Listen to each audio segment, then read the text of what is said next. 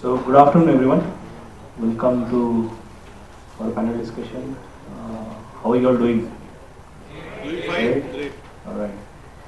So today I'm joined by very esteemed panelists today, and we just heard about the introductions of them. It's okay. And it's an honor to be moderator for this discussion, right? So today's topic is red, green, blue, and impact may be hue. All these colors actually are present in the NPCI symbol. If you're seeing. So I mean, I'm sure most of you must be thinking what NPCI is doing here, right? I mean, it's an e-summit, it's a startup ecosystem, right? So we at NPCI we operate exactly similar to startup. We are not very old company that way. We have gone from 0 to maybe 1 to 100 very fast. But internally, at heart, we are sort of work like a startup, and we want to sort of grow in that space, right? And we collaborate with number of startups for our tech engineering and various aspect of our projects, right? So the goal today is essentially to bring a very interesting perspective from experts here from different domains, right? So we have Sir from who has extensive experience in government. Then we have Bhavesh, who has extensive experience in corporate world, and then we have Ankit and Rishabh, who are the successful founders of renowned startups in the ecosystem.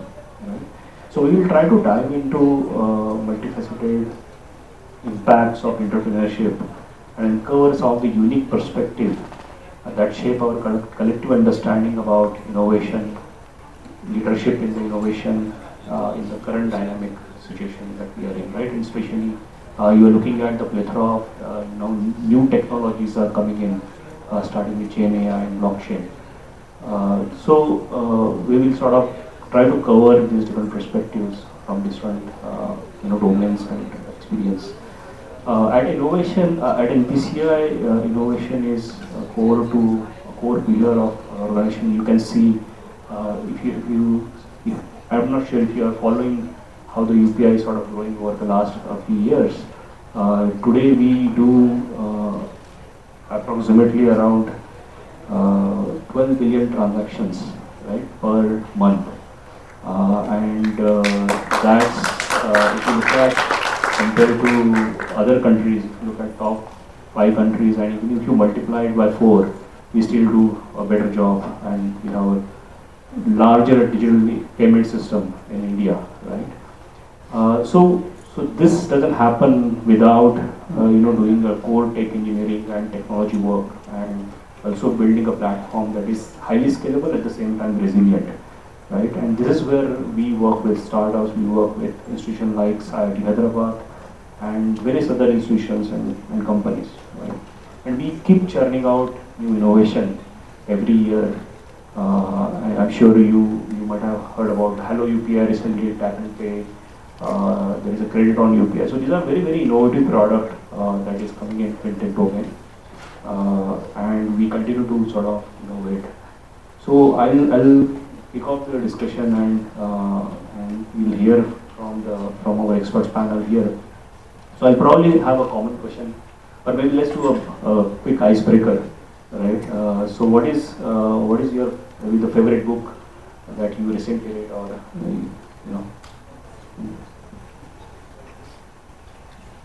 Well, I'm reading a book. I read a lot of philosophy and spiritualism. So I'm now reading a book called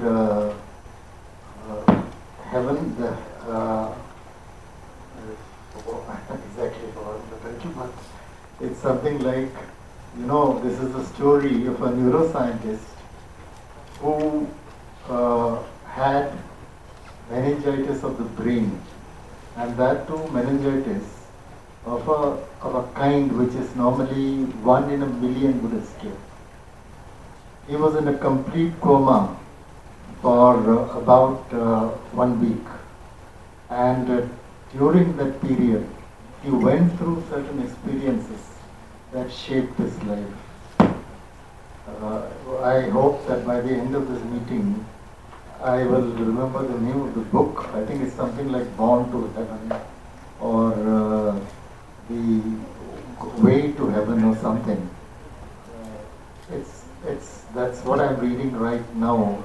Since I'm a big reader, I keep reading a lot of books. So I don't remember what was the last. Sure. So I want to say Bhagavad Gita because that's the book I read every day and it inspires and is a way of life for me. The other one which I'm reading currently is on behavioral economics. It's by Dan Ariely and it's called Predictably Irrational. It's very interesting. I'm a techie, but I encourage everybody here to go figure because that book has so many insights and real case studies of students like yourself. So yeah. I think when everyone starts up, there's a phase where you just want to consume business books and these hard things about hard things and all of that stuff. I think I got bored of it, but one book I really loved reading, which was a real life story, was When Bread Becomes Air. It was a book about a doctor who was diagnosed with cancer, and it was like a eulogy of his own life, and it was very beautifully written. One book that I'm currently reading is How BJP Wins by Amit Shah. I was gifted that book by an advisor of Amit Shah, and honestly I'm just trying to understand the whole political scenario because we are trying to figure some work there, but I think that's an interesting way, right? You can have your opinions about what's good, what's bad, but it's interesting to know how they have scaled to the organization that we know that they are right now. Thank you. Love to read, and I've been reading for the last probably 25 odd years, and I follow a routine where I read one sort of book about a real life person or someone who's achieved something. So the one I'm just reading right now, and I don't know why I made it so long, is actually called Finding My Virginity, which is on Richard Branson. So it's an amazing book, and we talk about entrepreneurship today and how things have been are today, and the infrastructure and the support systems are there. But think about what the entrepreneurs of yesteryears did, like 1970s and all, when nothing was there. So that's an amazing book. I would recommend everyone to read. The other book that actually is my all-time favorite book, which I recommend everyone to read often, and I've probably read this book 4 or 5 times, because every time a situation changes, I think it just sort of demands to be read again because it just opens a new perspective. It's called What Got You Here Won't Get You There by Dale Carnegie. I think that's a book which I think is just too amazing. Every time you take a leap forward, it just opens a new perspective. So yeah. I think there are a couple of books for your, you can add it in your list now, right? So we'll start with one general common questions for everyone, right? The question is, we are all innovators from different fields. Obviously, the way innovation works in different fields is slightly different, right? So let's try to understand how what is their experience so far. So question is, how do you look at innovation and future of entrepreneurship, particularly evolving in the light of emerging technologies like Gen AI and blockchain or quantum? So there are new technologies that are emerging. So how do you see that innovation is evolving rapidly, and what is the impact on entrepreneurship? You can start with one. Yeah. So I think that's a good question. So I've been an entrepreneur since 2011. Like that's when I started Dino. So you can imagine that I've seen multiple cycles of this change, right? The first change that I actually saw, which was a shift, was 2014-15 when mobile sort of really took off. And that I think was that was actually when we think the current era of sort of technology kept in, and that was a massive shift from web to mobile, and that was amazing. And then I think currently when we think about stuff, obviously payments. So at Dino, one of the core product that we have is the ability to pay at restaurants. And that's how you sort of get discounts, etc. So we work very closely within the payment infrastructure to ensure that payments happen. And I think what we've seen, the shift over the last few years from a payments perspective, and obviously NPCI playing a fantastic job, doing a great job at it, ensuring that payments are the way it happens. And actually, what I find really amazing, we sitting in India, UPI has become a way of life. But what we don't realize is that when we actually travel abroad, like US or the UK, And when those countries, like, while advanced from a payment infrastructure perspective, are miles behind. And that is something that just amazes me, till date. That's something that we take for granted and is used by, every sort of vendor, right from the nukkad, the corner chai wala to, sabzi wala to everyone. I think that's something that we somehow do not understand or probably realize what has been built. So that, I think, is something which is truly fascinating, how the payment infrastructure in India has evolved. And I think, obviously, finally, it wouldn't be fair to sort of comment without or talk about AI, right? That's the next shift that we're talking about. I think, to be honest, it's one of those things which, obviously, and especially in the field of content generation, etc., it's going to bring a seismic shift. But the fact is, I think humans are, as people are very resilient, and will probably get ahead of it at some point in time, and try to, and we'll be able to tame it, right? The things that people talk about, that with AI, so many job losses, etc., are going to happen. I think it's probably a bit, in my personal opinion, while it's great, I think it's probably a bit sort of, the fear is a bit overrated. And I think that's so. And but it'll be amazing to see how that story sort of unfolds over the next few years. Seismic shifts, and I think we started in 2017, and I've only graduated in 2020, so this is my first cycle of seeing some real disruption happening, right? And unfortunately, we were in the field that was in the direct line of it, where we are trying to create content through freelancers, these articles, blogs, all of it, and suddenly an AI comes and says, I'll do this in like a minute and at a fraction of cost, right? But I think that's interesting. I think what we are now increasingly seeing is AI. Imagine if an Infosys would have been built in this era, right? I think these are AI-enabled folks that are working for enterprises, for organizations, and deploying end-to-end solutions. And I think we have also taken a part where we are deploying custom LLM solutions for these companies, right? And it's going good, right? Because most organizations wants to be dealt with the final outcome and not the process itself, right? So I think that's a shift that we are seeing, that although it's not that we are being replaced, something different is being asked of us, and I think that's very interesting. And I think, to his point about the fear, honestly, I'm trying to develop a thesis around it, and I want to come to a conclusion that AI will do this, but unfortunately I'm not able to. It feels very similar to the industrial revolution of the early 1900s, where the machines came and then everyone thought, okay, now this is the end of manpower as we know it, right? But that did not happen. I'm hoping that's the case as well here, but let's see how that pans out. Right, and to me, innovation is something where you bring in a positive impact, right? So it could be anything. It could be tech.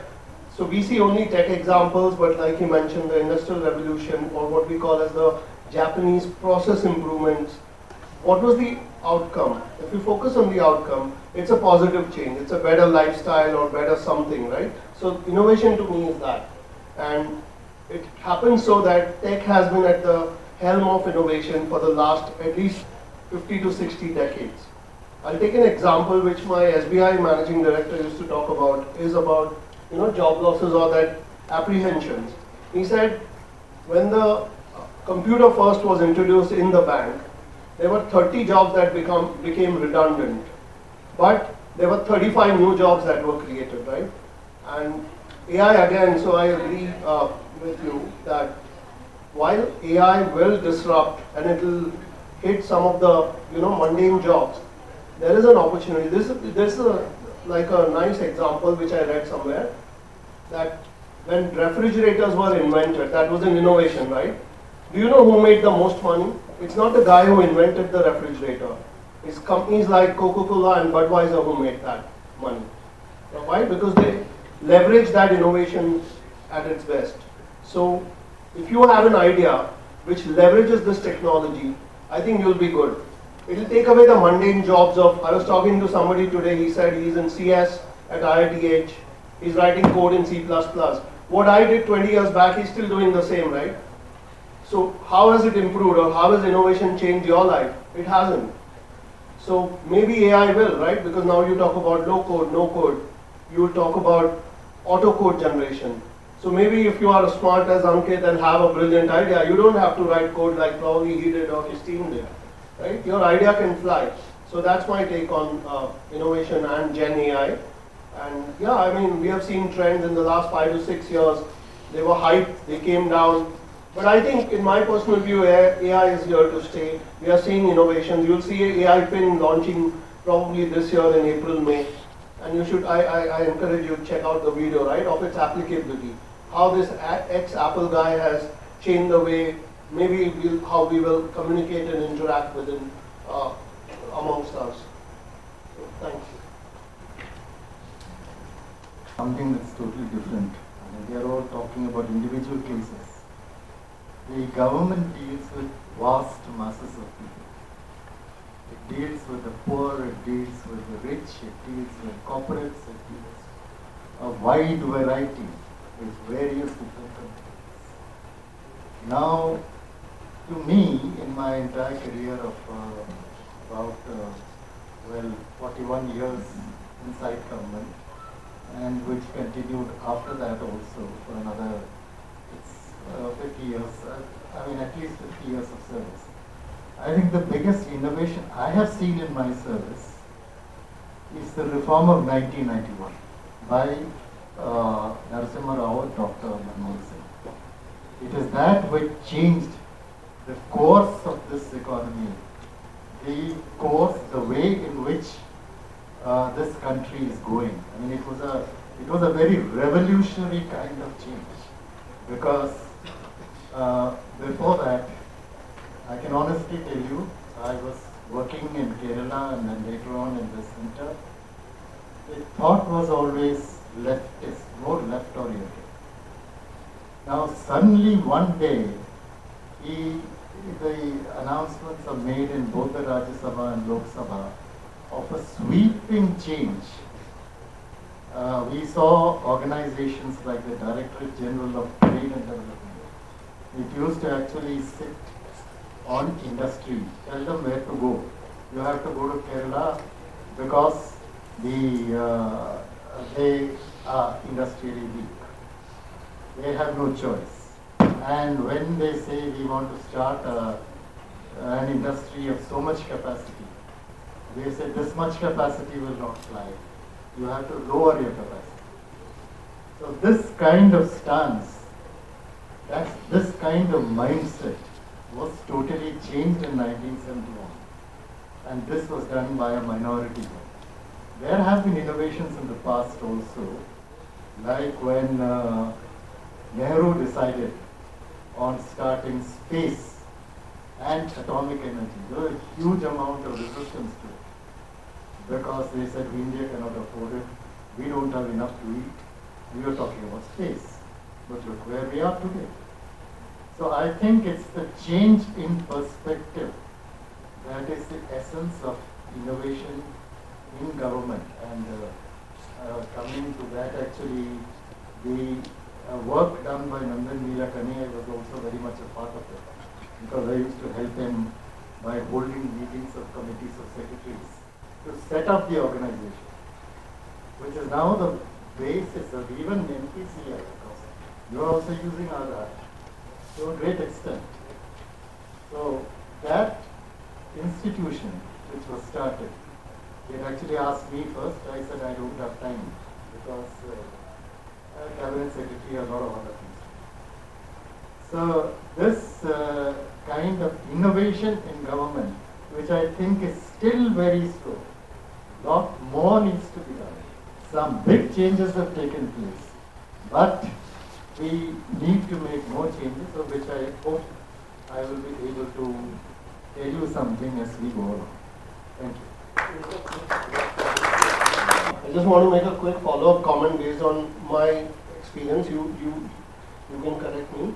But I think governments and enterprises kill innovation at times. If you know about what Nikola Tesla proposed in the 1900s and how JP Morgan killed it, just because it could have caused an economic meltdown, or certain governments not encouraging alternate fuels, because government is driven by industries. And if an industry is getting impacted, in my personal view, and again I don't want to bring politics here, but I'm a technologist at heart, so it hurts sometimes to know that we would have had virus distribution had there not been a deliberate sabotage by an industrialist or by a government. So anyway, we can continue. Sure. I think that's a very interesting point. So you mentioned about 1991 and reforms that initiated. So one of the indicators that in fact I was going through yesterday for one of my other works, it basically tells from 1990 to 2022, the global poverty, at least the India perspective as well, was around 22% or 36% in 1990. Since then it has been falling down to now, let's say 9.2%, somewhere around that, right? So I think this is also because of the innovation and some of the efforts that government and the startup have taken. Right? I think that's one thing. The second thing is typically what we see, like I think you mentioned about London. So typically what happens across the world is there are some countries where only the government tries the initiative, right? And it's left to government to figure out and solve it, right? And then there are some of the other countries like Western countries like US and UK where government doesn't interfere. It's basically left to the big tech companies to drive innovation, churn out the products, and make life easier for the population. But in India, we have taken a very unique approach while sort of Vandan and probably from the start that initiative about the digital public infrastructure that we call it, where we are bringing in the partnership between the enterprises, startups, and government. And government is sort of playing a role of facilitator and creating a policies which sort of helps the startup ecosystem to grow and build some of the very innovative products in the industry. So what's your take on this digital public infrastructure and how India is? No, I think certainly we have made a lot of progress, particularly in the last few years. The basis, I think, came with NPCI's work. That since I was also chairman of a bank, I can say what kind of an impact it made. Because what happened was that the entire banking system today is digitally so strong that it can reach across. And you can also locate if there are problems whatsoever. That's made a big difference. So certainly I would say that that is an ongoing experiment. It will go on. It started with Aadhaar, it started with small things. I remember in Kerala earlier, when computers came, the unions used to agitate, saying no computer here, because they think manpower will go. But what happens is each time, if the computers are not come, Kerala would not be among the most technically advanced in that field, in the service industry. So I think, and earlier artificial intelligence was mentioned, I'm sure that even artificial intelligence, you will find new ways of generating things. That is human innovation. And that human innovation is not going to end. It will always be there from the day the wheel was invented, the day fire they were invented. From that time onwards, it has been going on. Thank you, sir. So let's switch the gears a little bit and we'll come to Ankit and Rishabh. So innovation is often serendipitous, right? It's basically many things have to come together to sort of at right time and right place to build a successful startup or a company, right? So what sort of transpired you to venture into entrepreneurship and start your own company? What's your experience of? So I think innovation is always tied very closely to the economic cycle. So when we talk about some of the largest startups in the world, the financial crisis of 2000, what happened, the Y2K, everything, we saw a huge slew of companies come up. Personally, my experience was relating to the 2008 financial crisis. So I was an investment banker in London, and I actually saw that massacre, upfront, where overnight. So we used to actually work. So used to work for a bank called BNP Paribas, and we were just next to Lehman Brothers. And one day we all come to work, and it's 100 and something odd years institution, and it's locked, right? So during that period, surviving the 2007-2008 financial crisis, at least I realized that I'm working for 14-16-hour days, and at the end of the day, what am I going to get out of it? Because people double my work experience were ready to work for half my pay because of just there'd been like a massive round of layoff that happened.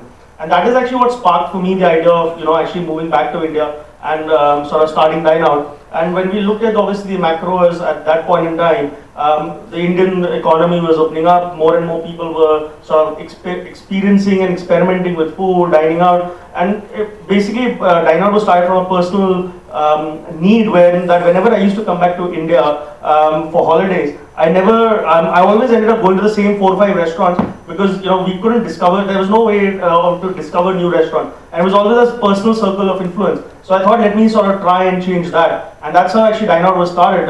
And obviously we evolved significantly over the years. We started with a table reservation platform, then payments became a core for us, discounts, etc. When we actually started going deep into it, we realized that actually technology doesn't exist within the restaurant industry. So we built, we built our own POS, we built our own CRM systems, and that's exactly, one of the reasons. Like for example, the Times Internet deal happened because we were fulfilling, and Times Internet had a Times City as a platform, which was a content platform. So we became the fulfillment engine for that, and that's when that deal happened. And then I think fast forward a little bit more, I think again COVID, right? COVID was an eye opener for all of us because it was a true black swan, right? Like never before it had happened in the history of the world that restaurants had ever been shut. Like not even during World War I, World War II, like restaurants were always that place where people used to go just to feel normal. And here we're talking about something that, all of a sudden restaurants shut overnight. And that's again when we had to go back to our core, and again I say innovation, because during that period, the first wave and the second wave, we actually made a lot of structural changes to the Dine Out product, which enabled us to come out of COVID a lot more stronger and having built a better product, which we had, and coincidentally, as startup founders, when you're actually on your journey, you always think that you always have these 3 things that you have at the back of your mind, which you want to do to improve the service, but you always end up sacrificing at the cost of growth. Fortunately, unfortunately, COVID was a period where there was zero, we went right down to zero. And that is when we could actually focus on getting back to the core and actually trying to understand that these are the 5 changes that we need to make in the product from a consumer perspective, from a merchant perspective, to make the product better, to make it make the unit economics a lot more sustainable, make the entire Dine Out app a lot more profitable. And I think we came out of that COVID situation stronger. In fact, where December 20, 4 months after the first wave, we were at probably 2x of our original numbers pre-COVID, and then 21 in March, April we had the second wave, and then by August 21 we were like 3x or 4x, and then December 21 we were like 6x of pre-COVID. And I think it all just went down to the fact that we were able to go deep into our shell and during those tough times and actually try to make a lot more sustainable product, and that is actually what led to the Swiggy acquisition as well. So we had started talking to them. So when we were coming out of COVID, obviously there was the one trend that we actually could somehow foresee was that here we humans by nature are very social creatures, right? And we're coming out of a global pandemic where people have been inside their homes for the last year and a half. Went through tragic, suffering, loss, etc. So we could understand that there is going to be this phase where things, as soon as they go back to normal or the sense of normalcy happens, there's going to be this huge wave of revenge consumption that's going to happen. And somehow we were just able to prepare for it. I would say better than others, and then that's what led to this massive growth for us, and that's what led to the ultimately the Swiggy acquisition. But I think that 2020 also was a massive wave of innovation. And again, I personally believe, and I've been investing in startups since 2015, right? I think the last 3 years, some of the startups that I've seen that have come out, I think they are going to be the next revolution or next forefront of change, because today the ones that we talk about who made it big are all again started during that last 2008, 9, 10 era. Second generation. Exactly, and now I think this new generation is something that we is probably excites me the most, and yeah, it's going to be interesting times for sure. It's interesting how you managed to sort of anticipate the trend change. How you sort of saw the That was a gamble. Like the most difficult part of that was, so we actually did an acquisition in August 2020, which was for an events business. So where we had acquired a company called Stepping Out, which was one of the largest events curator, and getting the money from the board and for our investors for that acquisition, it was just, I can't believe, like now it sounds a bit easy, but convincing people when that no one is going out to actually buy a company which asks you to go out for events, concerts, and organizes all of that, but yeah, I think somehow we were just reading a lot and we were seeing some of those changes. It just worked out. interesting. So Ankit, probably the same question for you as well. How did your journey begin and what? Yeah, I think I was more naive than Ankit here when I started. Right, I think this was second year. I was in BITS planning again, pursuing engineering like most of these people here, and I was carefree. I did not have the baggage of seeing what he had seen during the crisis. So I think I lived my motto back then with that Javed Akhtar quote that क्यों सोचे कि क्या होगा नहीं कुछ नहीं होगा तो तजुर्बा होगा, right? So I just said yes to as many things that came my way, and that one of those things was Pepper, where the only reason I said yes to Pepper was because we started in content, and my Nanaji, my maternal grandfather, was an English professor in Bihar University, and every summer vacation when we used to go to a native town, right, the moment you had too much fun, you had to write an essay, right? So all my childhood we had written those essays, so I had a good command over the language, and that's how it started. That the first project that we got was for 200 articles, and honestly we wrote those 200 articles because the pay was so low, but we had to get it because we had to show clients that we have done some work, right? So we wrote those 200 articles from 10 in the night to 4 in the morning, right? For 9 days straight, and yeah, that's how it started. So I think our Eureka, and I was really convinced, in 2018, 1 year into it, when we first hit like 2-3 lakhs of monthly revenue. Now for a student in college, studying on loan in BITS planning, that was a good amount, right? So that's when you realize, okay, there's money to be made here. And I think one thing that really helped us just committing to the cause is our ignorance. I know honestly, when we started, we were like, okay, nobody's doing this, we'll do it and we'll just win over the market. Had I had the knowledge of the industry that exists, right, indirect competition that exists, for the model that we are trying to pitch, I probably wouldn't have started back, right? So I think ignorance is bliss, because that gives you the confidence to pursue something. Because we were confident, we were at it for a long time, and COVID for us was a good change because our proposition is remote virtual teams. Not on the payroll and scale up, scale down, however you want, right? That's what COVID was essentially for most companies. So I think that was the blessing result, and that's how we took off. But yeah, I think at this stage, second, third, fourth year, especially in tier 1 institutes like IIT and BITS, I think that's a insurance, right, to pursue anything. And at the back of the mind, I somehow knew that even if this fails, I'll make a living. Somebody would hire me, right? You'll go to alma mater, beg for a job and get some job out of it, right? So I think just acknowledging your own privilege of being in a good college really helps you make decisions that can, make you stick for the long term. But yeah, that's it.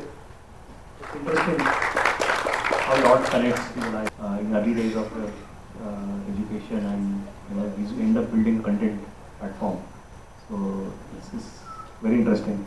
So coming to Bhavesh now, typical well-established organization, right?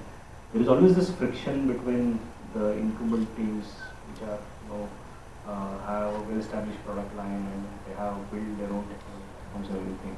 And there is always this innovation team which is like looking at next steps, what to do next, using next technology and all. replace and modernize existing application, right? So how do you sort of handle this, the tussle that happens between friction that happens between these two teams, and still manage to sort of innovate year on year in your organization? Sure. No, that's a great question, right? So I'll go back to maybe 2017-18 when I was with SBI, right? And first time I met Sharad, who by the way is part of ICEFERT. Sir mentioned about UDI and PCI, along with Nandan, right? So SBI is known, and again we were slightly more nimble than the bank. We were mutual funds, but I think there was a vision, right? And we were seeing, like you mentioned, the payments industry was revolutionizing. Just because we leapfrogged the laptop generation and moved to mobile.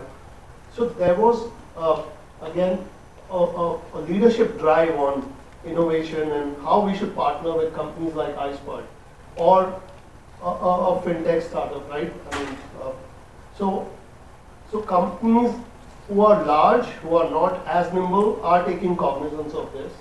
They are having specialized teams. In my current role, we always say first source. Again, it's a listed company, so we say we are large enough to be relevant for you and small enough to be agile. We are not a Cognizant or an Infosys or a TCS. So we have, luckily both teams are a part of my organization. So we let them challenge each other. I always believe that no matter how good an idea is, there's always a better one. So there are people who constantly challenge, and again, we service the banking, healthcare, diverse industries. So there are always these opportunities, and more I see internal job postings. I see a lot of people who are traditional are moving into this innovation team, right? Because you get to play with more newer technologies. It probably helps them build their careers. But again, coming to this question, I think companies are taking note of it, and no longer will you see a large organization like HSBC not having an innovation team, and they have a seat in the boardroom as well. And again, when it comes to taking risks, I think at least that's not an excuse, but my generation, so I'm talking 24 years back when I graduated, I was apprehensive about having some savings, right, coming from a normal family. I think this generation is slightly more blessed. They can take more risks. Like case in point, my 20-year-old daughter, who's not worried about anything related to money or finance, started her own company 2 years back also in content, so that's why I took your number. But anyway, so I'm saying this generation can go all out, because there's always a fallback plan, right? And that, I think, is the reason why you said you're seeing a new wave of startups which are much better than the previous ones, right? Because to me, the startups in 2006-07 were nothing but a replication of what happened in the West. Infibeam was a copy of Amazon, Flipkart's a copy of Amazon, Ola is a copy of Uber. So that is not innovation. That is like replicating a model and doing it well. That's great execution. But innovation I'm seeing now, and you guys are going to lead it forward for the country. Just wanted to add one point to that. I think that's a very important point. I think the one seismic shift in mindset that I've seen over the last 13 years of being an entrepreneur is that in the student generation and the parents, that fear of failure has sort of gone away. So I'll give you a very personal example, right? When I was starting up in 2011, so I started dining out with 4 of my friends from school. So all of us were 26 years old. All of us had sort of worked outside India, had various corporate jobs, and we'd come back to India to start dining out. And the parents, all our parents, so here we had to answer to 4 sets of parents. And their question or their biggest concern was कि startup कर रहे हो क्या होएगा नहीं तुमसे शादी कौन करेगा. And this is a very true sort of thing, because so we started off February 29, 2012, and within 1 year 3 of us were married. And that is actually when our parents like तुम लोग शादी करो and get it out of the way, right? Because you don't know what's going to happen. So that, and when we think about today, right, what is happening today, when we all of a sudden startups has become a cool word. Like people actually, parents want their children to sort of, take a risk, do something, and they're okay with them failing, because they're now understanding it's a learning experience. I think the overall ecosystem shift has been amazing. I think obviously we all know shows like Shark Tank and all have done a great job. So I think, in my opinion, the last 3-4 years, that this entire startup experience and entrepreneurship journey has been what the to the forefront. And that is why I say, like, you know, it's probably in my entire journey, it's probably been the most exciting time is now, because I can't wait to see the companies that are built over the next 4 or 5 years. No, I think just one last point. I think I just add a caution to it. I know I believe that all of us have, as a generation, have become more enterprising, and we are seeing better, stronger companies coming out of it. But I personally feel that's also a survivor bias, and it's a bubble that we all, at least the circle that we operate in, right? I personally think that we have glorified startups, fundraising, Shark Tank so much, right? That there are a lot of people that are doing it for the heck of it, and that is something that I'm very wary of, right? People want that tag of a co-founder, and that's where they start, and I think that's a recipe for disaster. So I think I think you should either hit it upon by chance, like I did probably, or you should have a very clear case of why you want to do it, like Ankit did. But I think don't make up a case for you being a founder and then starting a company. I think that's something that you should never do, I think. But in your own Urdu words, डूबने के डर से कोई तैरना तो नहीं छोड़ता ना. But no, he's right. You see the one startup that has made it versus the 1,000 that did not. We talked about another common friend whose startup did not make it. But that should not deter you, is my view, right? I mean, you have a plan B in life, I'm sure, right? So again, don't be deterred, but like he said, don't do for the heck of it, is a great advice. Yes, great insights, I think. So I think, switching gears to government, and so government plays a very important role in the ecosystem for building the core infrastructure for enterprises to build on. Right? For example, if you look at Flipkart, today, if there were no mobile, there is no efficient transportation or the reach of the internet across the tier 2, tier 4 cities, right? We can't build companies like, let's say, Flipkart or some of the other companies, right? So they build on this core infrastructure that government lays out, right?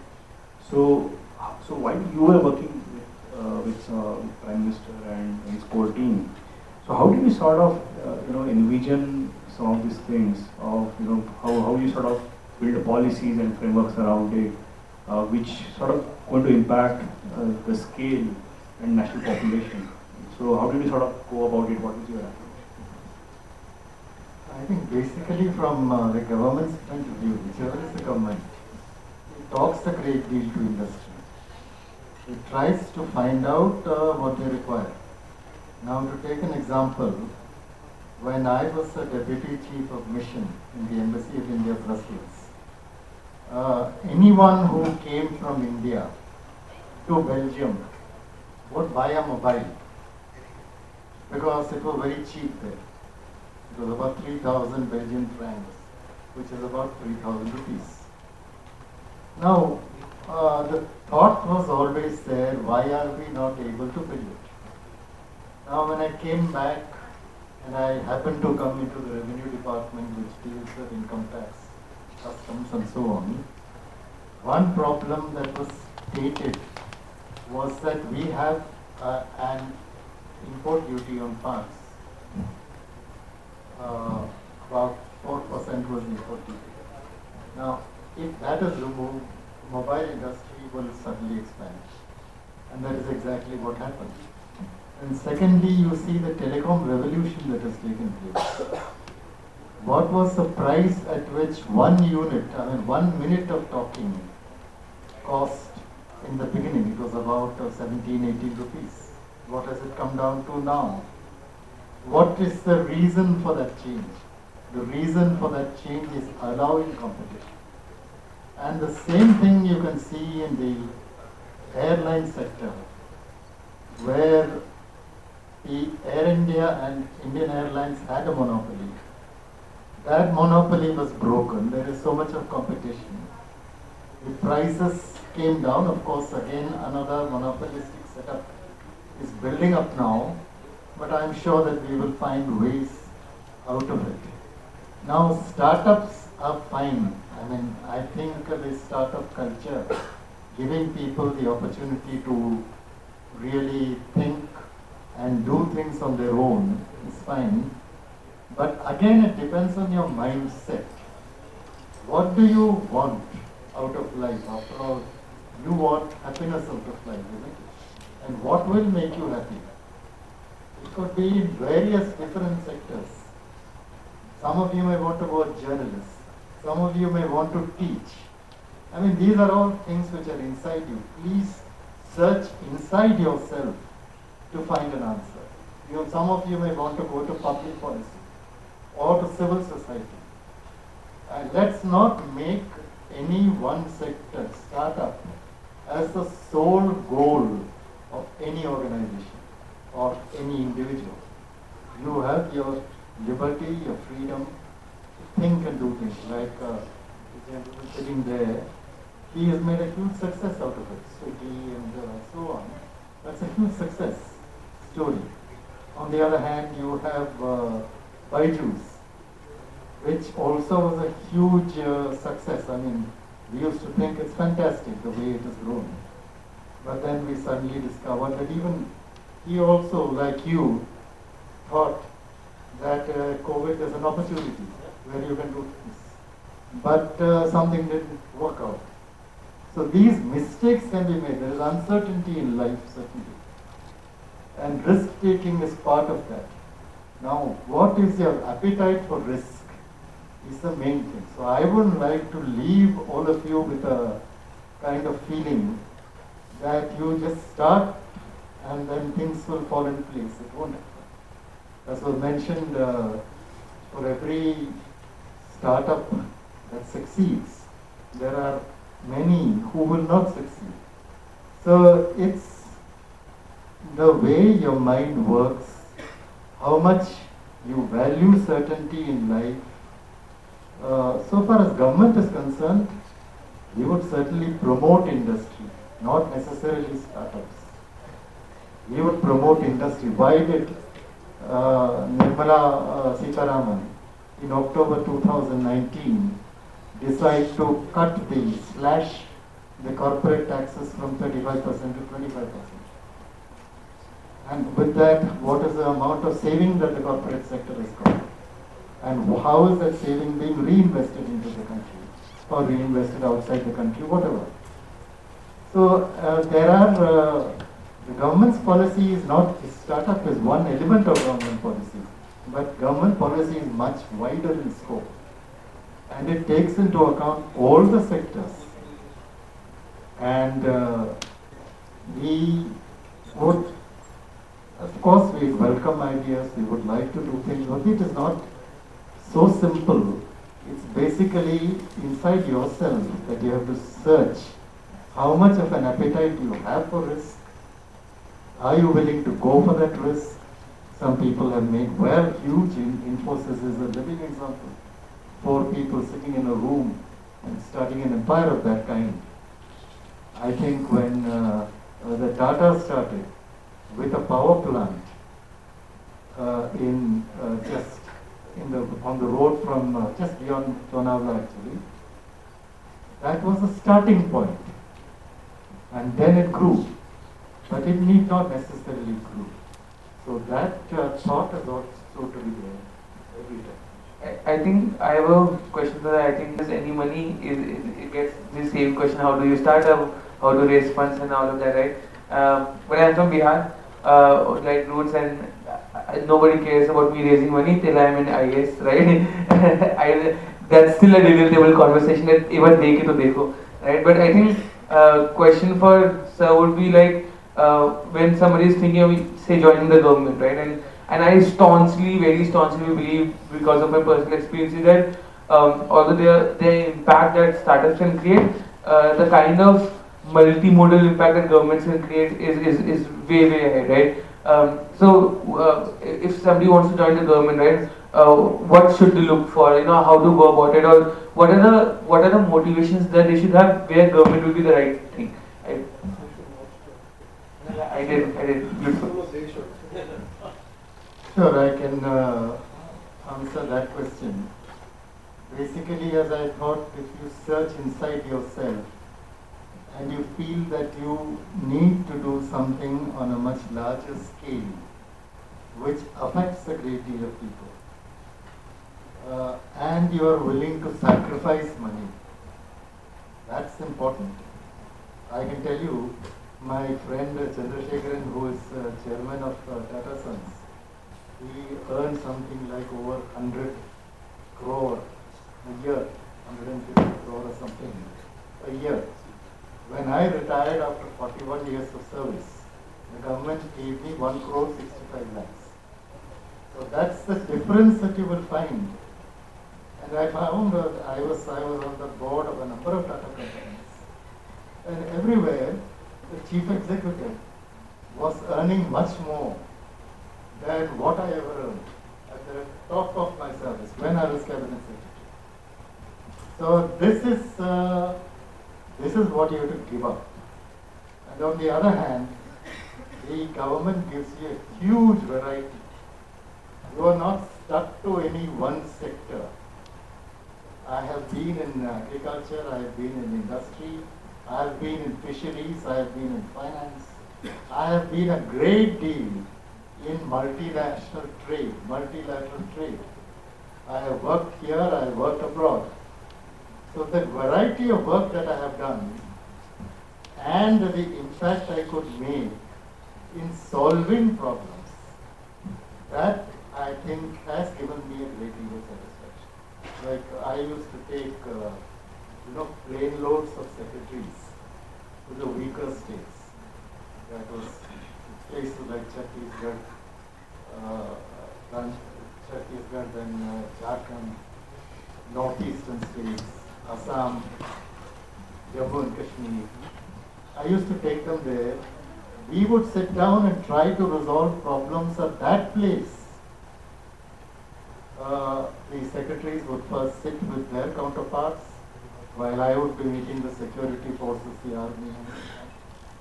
And later on, we would all meet together, and whatever is the residue that was left, we could sit and decide. And similarly, I used to ask state governments, say, state which are your major problems. Call them to Delhi, then I call all the secretaries together, and we resolve it. So it's possible, if you want to really make a change on a much broader scale, you can. But you will have to do your sacrifices also. So this is what I would say of IAS. I would really, I don't think I would have changed my career if I had the chance all over again. So, specific advice. I was going to say, sir, beautifully summed it. That reminded me of a very good book, and I encourage you to, if you've heard of the concept called Ikigai, there's a book on it. So please read it. What he said exactly is, summarized in that book as well. Sure. So maybe since sir has already given us some advice, maybe a couple of pointers from you guys in terms of what students should sort of do, don'ts, or any advice to them. So as I said, I personally believe that the time to do something is now. Here's an example of starting something with college and being successful. So I think, and especially with the infrastructure, the knowledge, the information available today, I think there's no better time to start up than now. And I think all sometimes it happens when everything is aligned. I think that's the moment that we in India are right now, and I genuinely believe that the next this decade is going to be the decade of startups for the Indian ecosystem. And I think infrastructure-wise, there's all support that's coming in. I think the government is playing a very important role in supporting. I think corporates are playing a very important role in supporting. So I genuinely think that the time is now. And I don't want to say I know that today people do not actually fear. The fear of failure has been reduced. So please, keeping that in mind, I think go for it. Yeah, I think for college students, I think try to have fun. And I think very early on we have been made very competitive. कि second year से internship करनी है, कुछ side project करना है, Fiverr पे freelance करना है, all of that stuff, right? All of that is okay, but that you'll do for the rest of your lives as well, right? So try to do those things, but chill with your friends. I think that's equally important. I always, I did Pepper 3 years in college, 3 years now out of it, and during those 3 years in college, the only thing I regret is not spending enough time with my friends, right? Because I was in Mumbai traveling here and there, right? So I think do that as much as possible. That's a counter advice, but yeah, I think if I have to leave you with one other thing would be curious. Say yes to opportunities that come your way, and being in IIT, being in the college that you are, you'll get opportunities, right? I think, and I think one line that has stuck with me for a long time is that you have to go through 50 feet of shit to come out of the other way, right? Most founders, in panels don't really tell you that 50 feet of shit. They just tell you how glorious the end outcome is. Be ready for that. Most startups, 90% of days are not doing world-changing shit, right? It's cold calling, it's emailing, it's trying to calm down a prospect that you probably messed up on, right? So I think that's all a very reality, right? And that's the fun part of it, honestly. Enjoy that, and you'll be fine. Thank you. What will happen? My advice to you is be authentic, and by that I mean don't follow the herd. Right now it's the startup era, maybe something else. But when you're authentic, you will do what you like to do. Second is, the most important for me has been have some values and guiding principles which are non-negotiable. When you have those, you will be successful no matter what you do or how you do it. All the very best and good luck. Okay, Sunny, we will take some questions.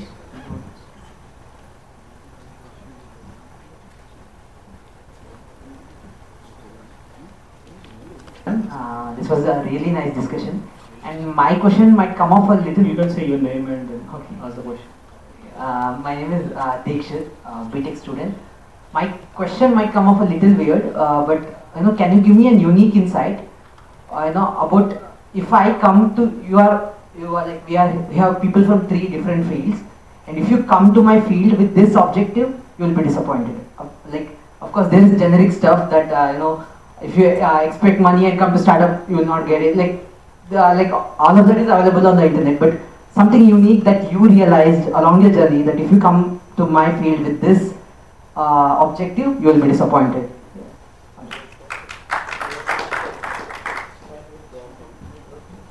Now, I think if you come to the government sector, the biggest disappointment for you will be that it is not result oriented.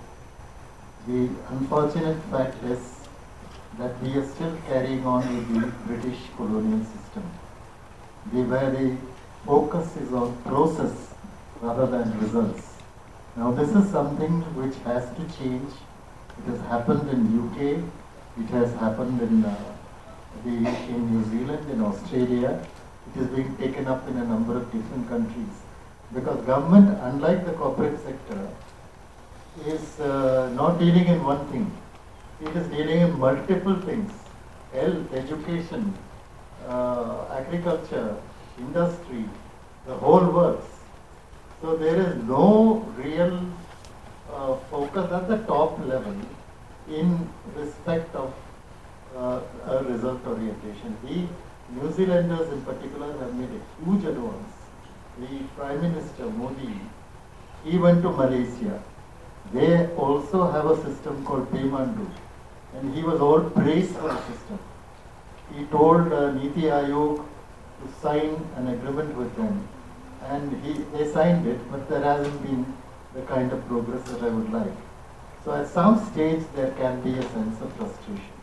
Then of course salary will always be a problem. Money will always be a problem. I remember in my 30s, I didn't marry rich, and I somehow in my DNA, integrity is written into it. So I found it difficult even to buy a couple of shirts, because my children were also growing up. The salary was something like 500, 600 rupees. It was very difficult. So that's the kind of thing you will find in government. But again, government is a huge thing. So if you go to income tax, you may have a different experience. If you go to the foreign service, you will have a different experience. So it's all completely different. So what you expect, you have to be sure. If you want to do something, that will make an impact on the people, then government is a choice for you. But there are many other choices also. Thank you. And flexible. When you're that, you'll be successful. I'll give it over to the startup guys. Okay, thank you. I think one phenomenon that I went through which I soon realized is of no use is being starry-eyed with big people. When I started, I had this access to the CEOs of big companies, these listed companies, who are mentoring us through different groups, and I realized that okay, now probably I've made it, right? And because they are the people that are mentoring me, right? But over time you will realize that they are just like they are not nothing different. That it's just the hard work that they've done over the years that has compounded really well. And no single person has a solution for your problems, right? Only you can do it. So it's cool to go into networking parties. Bangalore, Mumbai has a lot of these, right? Where you'll get to meet with all the founders. That's not going to do anything for you, sadly. And if you go there with the intent of just drinking, that's a good way to do it. So what everyone has always taught about or hears from parents, actually in my opinion, hard work doesn't pay off. And the reason why I say that is that, so many examples out there, you might be the hardest working guy as a startup founder, and that's the reference I'm going to give you. You could have worked hard, you could have had multiple things, but still you are being unsuccessful. So there's this being at the right place at the right time that matters, picking the right industry matters, understanding the actual demographic or understanding what's happening on ground, picking a sector basis that matters. Just if you think that you're really this hardworking guy and मैं जाके पूरी मेहनत करके सब कर दूँगा and then I'll succeed, in my mind that is something that will probably cause you the most amount of disappointment. If that's the mindset you go with. Thank you very much, everyone. Where will you be? What will you be? What will your industry be 10 years ago?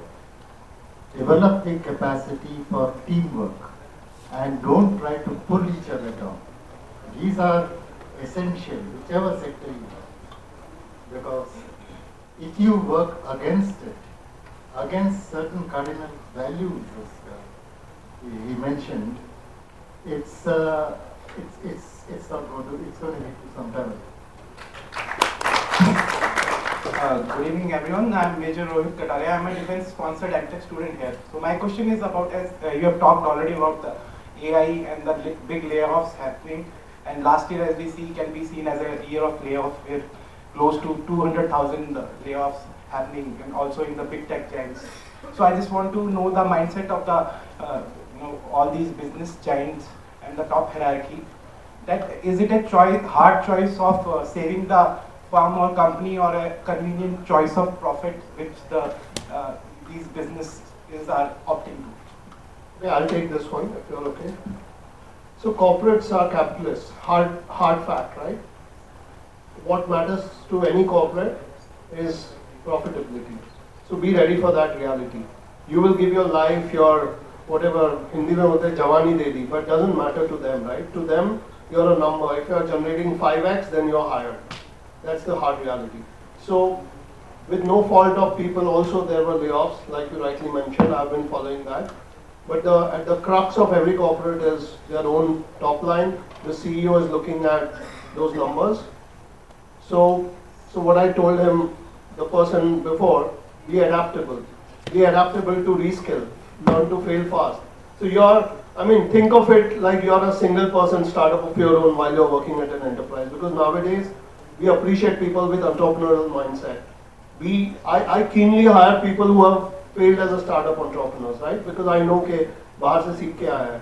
So that's my advice to you. Be adaptable and reskill.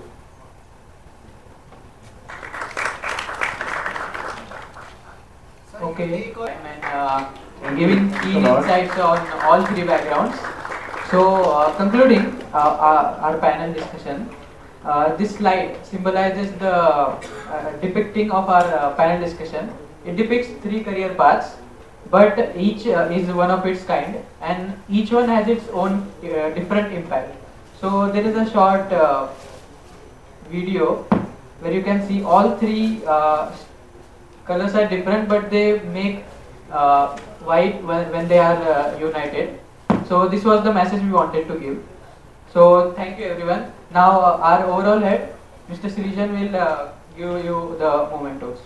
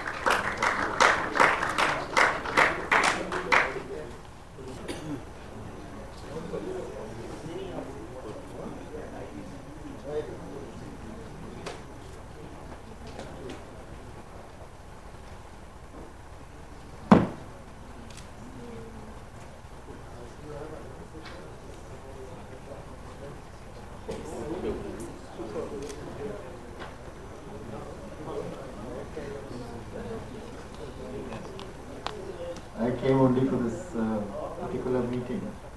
So let me start with what you said, rural employment, isn't it? That is a critical issue. And actually this is why the Mahatma Gandhi National Rural Employment Guarantee Program was started. That even if they are unemployed, they will still get something if they register with the panchayats. And they are now allowed to do a whole range of jobs. It's an annual kind of thing. The other point is that some of our policies are lopsided. Like, I thought the farm laws, had been, they were necessary at that point of time. The farm laws were required because some changes had been made in the system. But it was probably not done properly because the states were not consulted. The subject of agriculture falls within the region of state governments. I have no doubt at all that if the states and the center work together, they can look at rural employment. There is an obvious imbalance.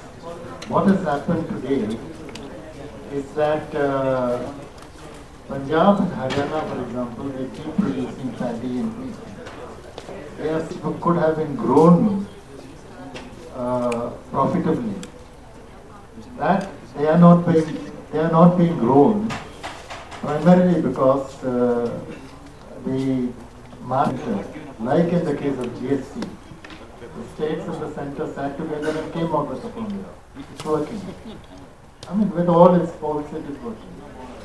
So similarly, that kind of integration between states, because India is too large a country, too diverse a country. So this is what I would say about rural employment. Sir, actually rural employment comes through agriculture sector. How Yes. about a shift in manufacturing sector? How government is working? Like what can be the steps? Well, I think manufacturing sector, primarily the small scale sector and the medium scale sector will have to keep providing the jobs there. Ultimately, industry will develop only if there is consumer demand. And if your middle class is not big enough, if your lower classes, you see our income distribution is skewed. We have 1% of the top. They have around 40% of the total GDP. And the bottom 50% have only 3% of GDP. This is now unless more people have money in their hands, the demand will not be generated within the country. And outside the country, it's a question of export. Now, agriculture is highly controlled. You don't allow, if you say onion prices go up, stop export of onion. Tomato prices go up, stop export of it. Don't export rice. So this kind of thing will not allow significant growth of that sector. And without that sector growing, you see the incomes will not be generated that will sustain demand. That's why I want to tell that shifting agriculture sector to manufacturing sector would be a benefit for rural employment generation. What will be the advantage of that? So they'll be doing service in the manufacturing units and they'll be getting high pay rather than taking pay from farmers which they barely pay. Yes. 500. Yeah, if you see industries to come up, there has to be demand. So where will demand come from? Because after all, if somebody is to invest, he has to make a profit out of it. So far as the companies, corporates are concerned, as was mentioned here, the top line is most important. Here, what are they? The single objective is making a profit and ensuring that the stock values keep going up. So long as the demand is not generated, so this is why I have written extensively that you need to create demand at the lower sector, at the bottom of the pyramid, so that they can buy more. And if they buy more, more industries will come. So it's a demand problem that I think we need to address. Got it, sir. Thanks.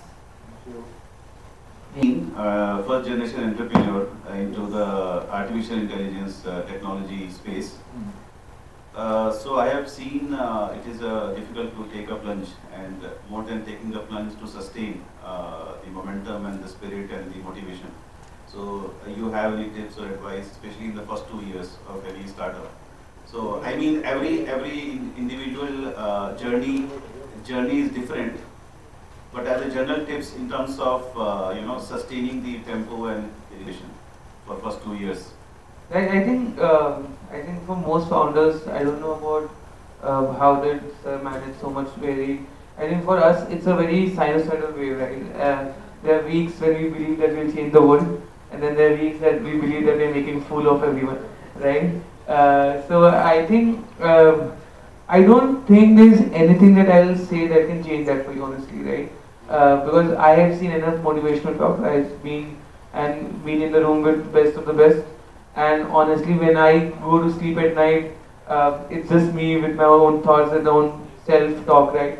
And I think the only way you can probably get better at that is consciously doing better self-talk, right? I think I think, for example, a lot of times I go from this